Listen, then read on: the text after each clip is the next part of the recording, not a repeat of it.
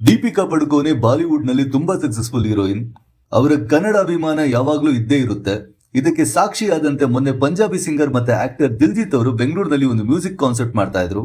ಆಗ ಅಲ್ಲಿ ದೀಪಿಕಾ ಪಡುಕೋನೆ ಕೂಡ ಬಂದಿದ್ರು. ಅಲ್ಲಿ ದಿಲ್ಜಿತ್ ಅವರಿಗೆ ದೀಪಿಕಾ ಪಡುಕೋನೆ ಕನ್ನಡ ಪಾಠ ಮಾಡಿದ್ದಾರೆ.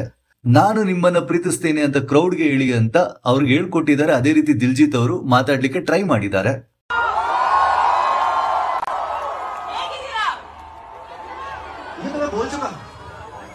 नमस्कार ये मैं बोल दिया पहले आके स्कूल में पढ़ी हूँ मैं कन्नड़ा. एक सेकंड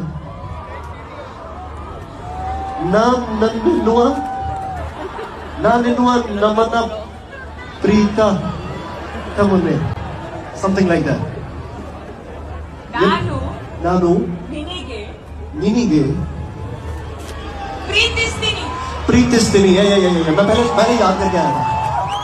ಈ ಹಿಂದೆ ದೀಪಿಕಾ ಅವರು ಶಾರುಖ್ ಖಾನ್ಗೆ ಕೂಡ ಒಂದು ಕನ್ನಡ ಪಾಠ ಮಾಡಿದ್ರು. ಶಾರುಖ್ ಖಾನ್ ಕೂಡ ಟ್ರೈ ಮಾಡಿದ್ರು ಆ ಟೈಮಲ್ಲಿ.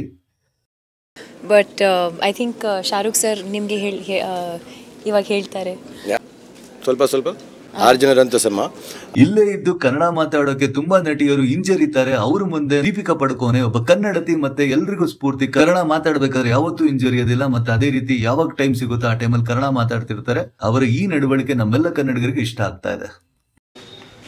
ನಾನು ಎಲ್ಲರಿಗೂ ನಾನು ಹೇಳಿದರೆ ಒಂಥರ ಒಂದು ಲೈಟ್ನೆಸ್ ಬರುತ್ತೆ. ಸೊ ಐ ಥಾಟ್ ನಾನು ಎಲ್ಲರಿಗೂ ನನ್ನ ಸ್ಟೋರಿ ನಾನು ಎಲ್ಲರಿಗೂ ಹೇಳ್ತೀನಿ.